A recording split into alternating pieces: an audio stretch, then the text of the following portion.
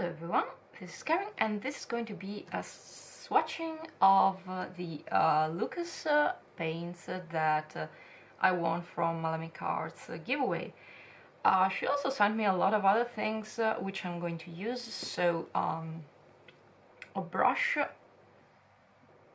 Creative Mark, what? Mimic Kolinsky, alright, for round, which I'm going to use for the swatching. Some candy which I'm going to eat in the meantime, so you will see this disappear at some point. Not going to film myself eating because where's the fun in that? And I'm also going to use her swatch card, so you have all the names of the paint, which are also written on the pans. So I'm going to be helped out a little bit because I could potentially mix like everything up because I'm that way. And then on the back you have, or I have, the name, the pigment, the lightfastness, the transparency, and the series, plus the extras. So these are Lukas 1862, so they're the professional brand. And I've said that I have some of their student line, and I will try to do a comparison, even though I don't think I have any of this color in my student line, but we will take a look because I remember the Lukas student line to be like all opaque, so we'll see what comes out of that. So, let's start. Let's see if I can take this out. No? Alright. Not a problem. So, let's start with permanent orange, which I guess it's this one.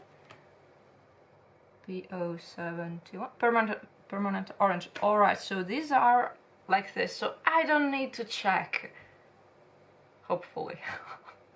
Alright, so let's see what I can do. Let's wet our brush a little bit. Okay, here we go. Let's go with the permanent orange then. So these are all transparent, so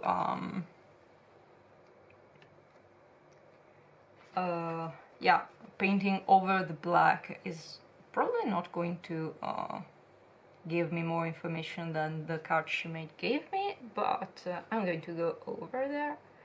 Oh my god, this is what... Oh. Okay, I might have to buy myself this paint, like a vat of it. Can you see how gorgeous this is? Okay, I'm stunned.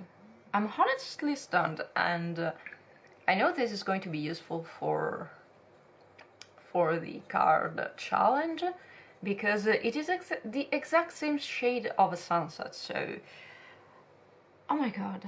Okay, I might have to cut this part where I just gaze at the perfectness. Yeah, and I kind of did something else while I was gazing, but yeah. Okay, so let's go with Cinnabar Red and... oh! Alright. These colors are wonderful. Really. And I have to say, they do feel like... they're very fun. They don't feel grainy at all. And it is a difference that I feel with the student line, so I guess there is a difference between the two, at least in the feeling. Okay, so Mother Lake. Oh, okay, this is like a spiritual experience because these colors are awesome, are really awesome, and I don't generally like this shade. I mostly use it for mixes, for skin mixes, because I'm not a fan of like pinkish reds or pinks. But that's a gorgeous shade. Let's go with magenta. Ooh, really looks like Opera Pink from the Giallo set. Also, this one is going to be awesome for mixes, because I haven't had this hue on me since I was like 2 and able to choose my own clothes. So okay, so now it's the turn of the only opaque watercolor here and the only mica based one. So we're going to need a little bit more water.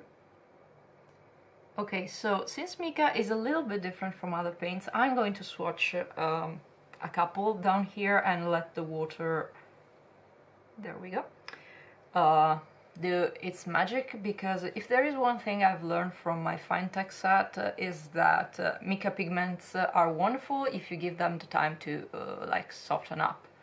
If not, you're going to scrape at your pen like you're frustrated and get like nothing out of it. So I've learned my lesson, and this color is wonderful as well, honestly. Why did I hate this brand in the first place? Okay, so with the watercolor brands you have the student line and you have the professional line.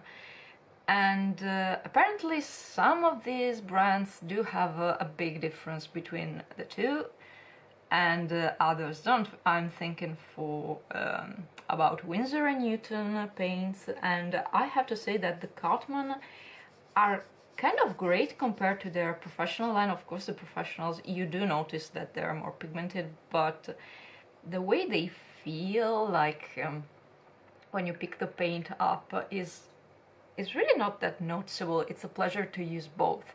With the Lukas paints and the student line, I immediately disliked using those pans for the feel they had, the opacity of it, the fact that they looked very muddy right out of the pan. So it was not a really good experience for me. So when I found out, oh, they have their professional line, it's going to be as scrappy as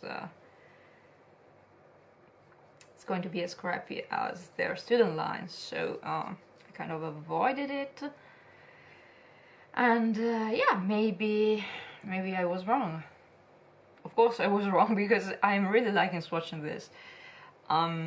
Okay, so the mica is supposed to have been reactivated, so come on, let me show people your...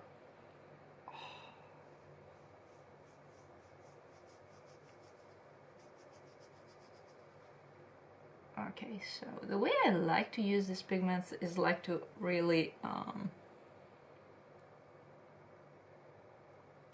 cover everything. So there we go. Try to get uneven wash. It's kind of hard, and I have received recently a set of metallics from another brand, and I have to say that compared to those, this does behave a lot better. You can still see a little bit of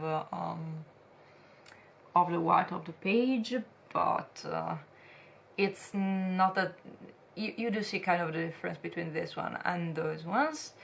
All right, so let's go in with the what? Verona. Ow! I live near Verona. And wait, maybe I need a little bit more. Yep. There we go. Okay, I'm just going to check a thing real quick, because I have like feelings. Of course, it's the other way around. Okay. So when I swatched the cobalt green, I kind of felt it really covered the writing. So I was like, this must be the one, the semi-transparent one. So I was right. Kudos to me. I can distinguish some of the transparencies. I kind of have trouble because when I say transparent, I really mean like it has to be the most transparent thing ever, and it is actually not. So I kind of always, I'm always disappointed, kind of. Okay, alright, so this is perfect because I have this shade in the student pans of Lukas. I do have this exact same shade, color turquoise, and so I can also show you like a transparency test, because I can see that this one is a tiny bit covering. I assume it's another yeah, it's another semi-transparent one, but the student line is like it's covering, it's really covering. So I'm happy this one. I can do a comparison on this one. Also rose sienna. There we go. I'm really liking how these paints feel when you pick them up, when you also lay them down. It's like you're painting with water. You're not like spreading something around. You're just you're wetting your paper. Honestly, you're just wetting your paper. Then we have Eden Throne. Okay. I will have to check what. I know in Italian it's Idantrene, but ooh, wow, this looks like a lot like ultramarine blue. Maybe it's the same pigment. All right, so pigment people are going to yell at me if it's not. Okay, if you want to yell at me, you can. I do admit that I cannot remember pigment for the life of me. Oh, yes! Okay, so this is like the best shade ever. I love these shades. Okay, hopefully I will manage not to lose any footage like I did for the unboxing. Okay, let's go with the last one, turquoise. And I'm assuming turquoise, it's like blue-green? No, but it's beautiful. Okay, so I have no idea which one I would pick among these two, because between these two, but I love them both. Okay, so one of the things I'm noticing right away is that some of the shades do dry in a lighter shade, and I know I'm not supposed to be surprised about this because it's kind of what watercolors do, but certain hues do dry a lot lighter than others. I'm thinking like Cinnabar Red was one, and also Red Sienna. So I swatched it, and it kind of lightened up right away. And this is not exactly a problem, but it's something you want to keep in mind when painting, because of course you lay down the color and you think you're getting a hue and you're like, oh, okay, this is enough, this is fine, and then 5 minutes later you have to do a second layer over it because it has become too light. It is kind of what watercolors do, so I would not be mad about it, but it is useful to know which ones of your pigments will dry later than others. Okay, so this is my these are my swatches, and I'm going to try to draw something. I am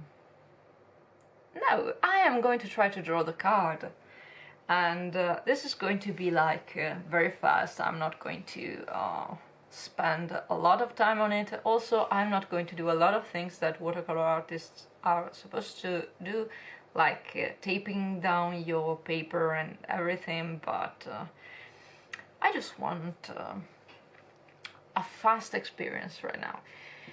Okay, so I also asked Mickey about the paper, and it is a Strathmore 300 pounds paper in cold press, of course, and I have to say I really like the texture. So it's probably the same one she used for the swatching card.